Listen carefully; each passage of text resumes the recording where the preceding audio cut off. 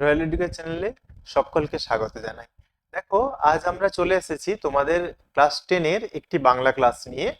এখানে তোমরা দেখতেই পাচ্ছ যে ক্লাস 10 লিখে দিয়ে এখানে ক্লাস 10 এর তোমাদের যে 10 নম্বর রায়মার্টিন প্রশ্ন বিচিত্রা যে 10 নম্বর স্কুলটা রয়েছে সেকেন্ড সামেটিভে তার আলোচনা। যাদবপুর বিদ্যাপীঠের এই প্রশ্নটি আজকে আমরা আলোচনা করব। তো সঙ্গে থেকো এবং ভালো লাগলে অবশ্যই একটা লাইক দিও, লাইক দিতে কিন্তু ভুলো না। তো প্রথম প্রশ্ন দেখো কি আছে। হরিদা বাইজি সাজলে তাকে একটা সিকি দিয়েছিল। কে দিয়েছিল? ভবতোষ, বাসের ড্রাইভার, দোকানদার নাকি বাস যাত্রী? তোমরা সকলেই জানো এটা কে দিয়েছিল? দোকানদার দিয়েছিল, তাই তো? অপূর্বর মন টিকছিল না। অপূর্বর মন কোথায় টিকছিল না? ওই যে রেঙ্গুনে, সে তো রেঙ্গুনে ছিল তারা, তাই সেখানে তার মনটা টিকছিল না। উদ্ধারিতে গোধন সাজিলা সুর সমীবৃক্ষ মূলে। এখানে সমীবৃক্ষ মূলে সেজেছিল কোন সুর? এক্ষেত্রে সুর হলেন কে? সুর হলেন অর্জুন। অর্জুন অর্জুন গোধন উদ্ধার করতে বিরাট পুত্রের সঙ্গে গিয়েছিলেন। এখানে সুর কাকে বলা হচ্ছে? অসুর নয়, সুর। সুর হচ্ছেন অর্জুন। হাঁকে ওই, যিনি হাঁক দিচ্ছেন তিনি হচ্ছেন কে? তিনি হচ্ছেন ধ্বংস এবং সৃষ্টির দেবতা। তিনি কে? ধ্বংস এবং সৃষ্টির দেবতা। পরের প্রশ্ন কি আছে দেখো। পূর্বপদের বিভক্তি লুপ্ত হয়ে পরপদের অর্থ প্রাধান্য পায় যে সমাসে। ভালো করে দেখো কি বলছে। পূর্বপদের বিভক্তি কি হয়? লোপ পেয়ে যায়। আগের যে পদটার বিভক্তি সেটা লোপ পেয়ে যাবে এবং পরপদের অর্থ প্রাধান্য পাবে। কোন পদ? পরপদের অর্থ প্রাধান্য পাবে। এটা কোন সমাস হবে? অবশ্যই কোন সমাস হবে? তৎপুরুষ সমাস হয়ে যাবে। পরপদের অর্থ প্রাধান্য পাচ্ছে 1 নম্বর। 2 নম্বর হচ্ছে পূর্বপদের বিভক্তিটা লোপ পেয়ে যাচ্ছে। যেমন কি? যেমন ধরো পটলকে ভাজা, তাই তো? পটলকে ভাজা সমান কি হলো? সমান এটা কি হয়ে যাবে? পটল ভাজা। পটল ভাজা। কেন? এই যে কে বিভক্তিটা লোপ পেয়ে গেল এবং এই যে ভাজা পদটির অর্থটা প্রাধান্য পেল। পটল ভাজা, ভাজা পটল, তাই তো? তাই এটা কি হয়ে যাবে? তৎপুরুষ সমাস। আচ্ছা, আমরা চলে যাব 2 এর প্রশ্নগুলোতে। দেখো 2 এর কি রয়েছে। 2 এ রয়েছে কিন্তু ওই ধরনের কাজ হরিদার জীবনে পছন্দই নয়।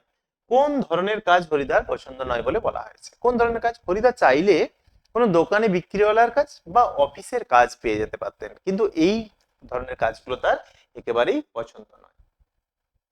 আচ্ছা, রাজপথ ব্যাসবাক্য সহ সমাসের নাম। পথের রাজা, রাজার পথ নয় কিন্তু পথের রাজা, সম্বন্ধ তৎপুরুষ। ঠিক আছে? পথের রাজা লিখে দিচ্ছে এখানে, পথের রাজা। পথের রাজা, রাজপথ, সম্বন্ধ তৎপুরুষ। আসছে নবীন।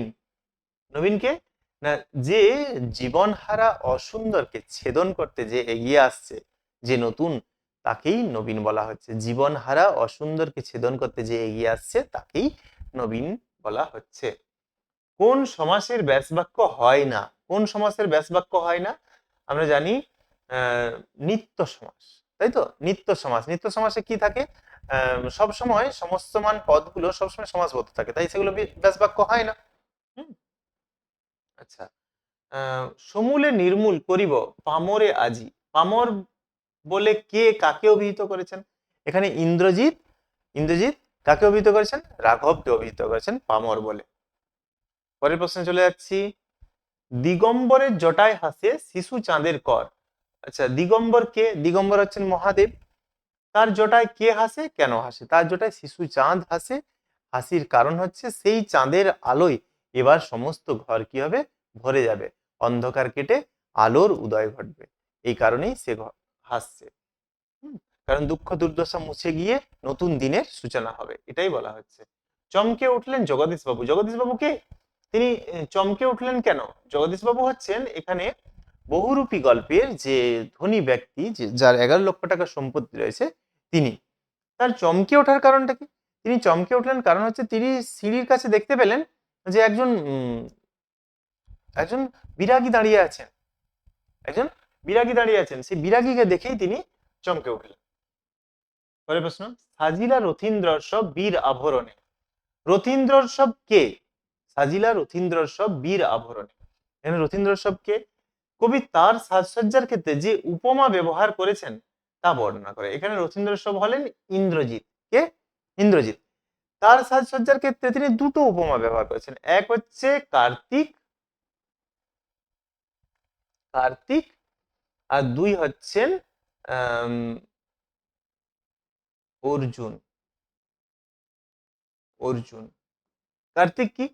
কার্তিক যখন অসুর বধ করতে গিয়েছিলেন, তারকাসুর, নাসিতে তারকে মহাসুর, তারকাসুরকে যখন তিনি বধ করতে গেছিলেন তখন যেমন ভাবে সেজেছিলেন, বা অর্জুন যখন গোধন উদ্ধার করতে বিরাট পুত্রের সঙ্গে গেছিলেন তখন যেমন সেজেছিলেন। তো এই দুটো উপমা তিনি ব্যবহার করছেন ইন্দ্রজিৎ যখন তার পিতার কাছে যাচ্ছেন সে সময়। 4-2 কি আছে? তার লাঞ্ছনা এই কালো চামড়ার নিচে কম জ্বলে না। তার লাঞ্ছনা এই কালো চামড়ার নিচে কম জ্বলে না। বক্তা কে? বক্তা হচ্ছেন এখানে অপূর্ব। তার এরূপ উক্তির কারণ কি? তিনি এরূপ উক্তি কেন করেছেন? তার এরূপ উক্তি করার কারণ হচ্ছে তিনি দেশপ্রেমিক মানুষ অপূর্ব। তিনি একদিন স্টেশনে ছিলেন, স্টেশনে ফিরিঙ্গি ছোড়ালে তাকে লাথি মেরে প্ল্যাটফর্ম থেকে নিচে ফেলে দিয়েছেন। তিনি গিয়েছিলেন স্টেশন মাস্টারের কাছে অভিযোগ জানাতে, কিন্তু স্টেশন মাস্টার দেশি লোক বলে তাকে কুকুরের মতো তাড়িয়ে দেন। সেখানে অনেক বাঙালি ছিলেন, অনেক হিন্দুস্তানি ছিলেন, কিন্তু কেউ কেউ তার দুঃখে দুঃখী হলো না। সবাই বরং খুশি হলো যে মারির চোটে, লাথির চোটে তার হাড় পাঁজর ভেঙে যায়। তো এই যে দুঃখটা, এই দুঃখটা তার আজও তাকে ব্যথা দেয়, আজও তাকে ব্যথা দেয়। সেটাই তিনি বলছেন যে এই কালো চামড়ার নিচে তার লাঞ্ছনা কম জ্বলে না। ঠিক আছে, পরের প্রশ্ন দেখো, আমরা পরের প্রশ্নে চলে যাচ্ছি। আজ বিচারের দিন নয়, সৌহার্দ্য স্থাপনের দিন। বক্তা কে? আজ বিচারের দিন নয়, সৌহার্দ্য স্থাপনের দিন। বক্তা কে? বক্তা হচ্ছেন এখানে সিরাজউদ্দৌলা। কোন বক্তা কোন পরিস্থিতিতে কি উদ্দেশ্যে এরূপ উক্তি করেছেন? বক্তা যখন দেখতে পাচ্ছেন যে মির্জাফর, জগৎ শেঠ, রাজবল্লভ সবাই তার বিপক্ষে চলে গেছেন, ষড়যন্ত্রে লিপ্ত হয়েছেন, তিনি ওয়ার্সকে তাড়িয়ে দিলেন।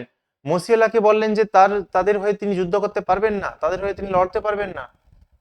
এবং কেন কেন এই কাজগুলো করছেন? তিনি তাদের হয়ে লড়তে পারবেন না মসিয়ালার কারণ হচ্ছে তিনি মনে করছেন যে তার সেনাকে এই মুহূর্তে সেনার ক্ষতি করা যাবে না, অর্থের ক্ষতি করা যাবে না। কারণ কি?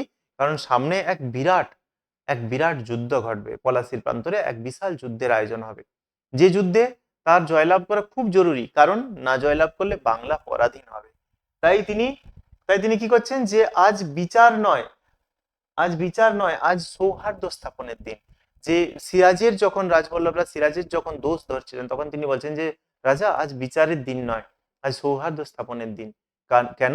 কারণ বাংলার ভাগ্যাকাশে আজ দুর্যোগের ঘন ঘটা, তার শ্যামল ধরিত্রীতে আজ রক্তের আলপনা। তো এই রকম অবস্থা থেকে বাংলাকে উদ্ধার করতে গেলে আজ সবাইকে হাতে হাত রেখে একজোট হয়ে বেঁধে বেঁধে থাকতে হবে। এই কারণেই তিনি সিরাজ, রাজবল্লভ, জগৎ শেঠ, মির্জাফরদেরকে সৌহার্দ্য স্থাপন করতে বলেছেন। ঠিক আছে, পরের প্রশ্ন, জাতির সৌভাগ্য সূর্য আজ অস্তাচলগামী। বক্তা কে? বক্তা এখানে সেই সিরাজউদ্দৌলাই। তার এরূপ মনে হওয়ার কারণ কি? এরকম তার কেন মনে হচ্ছিল? জাতির সৌভাগ্য সূর্য যে অস্তাচলগামী, তার এরকম কেন মনে হচ্ছিল? এরকম মনে হওয়ার কারণ হচ্ছে বাঙালি জাতি, বাঙালি জাতি হয়তোবা আর স্বাধীন থাকতে পারবে না, এটা সিরাজের কাছে মনে হয়েছে।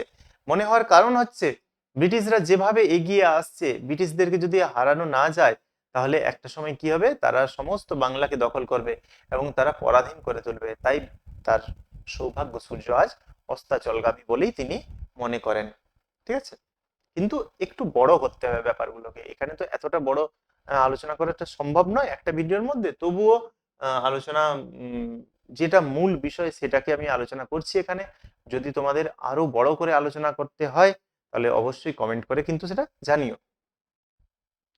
দেখো, তোর আসল লজ্জা জ্বলে, আসল গর্ব জ্বলে। কোন প্রসঙ্গে এই উক্তি? উক্তিটির তাৎপর্য বিশ্লেষণ করো। কোন প্রসঙ্গে?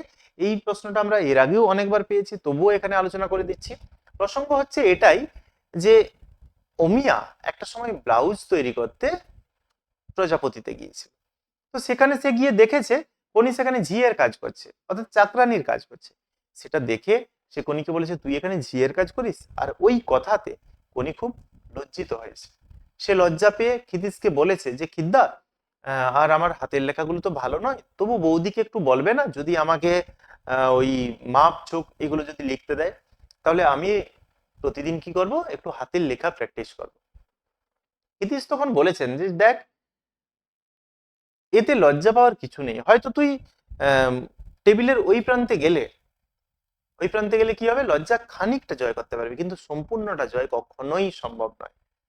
সম্পূর্ণ জয় লজ্জা কোথায় করতে পারবি, সেটা হচ্ছে তোর যে আসল কর্মক্ষেত্র, যেটা তোর যে আসল কর্মক্ষেত্র জল, সেই জলে যদি তুই হেরে যাস সেটাই হবে তোর আসল লজ্জা।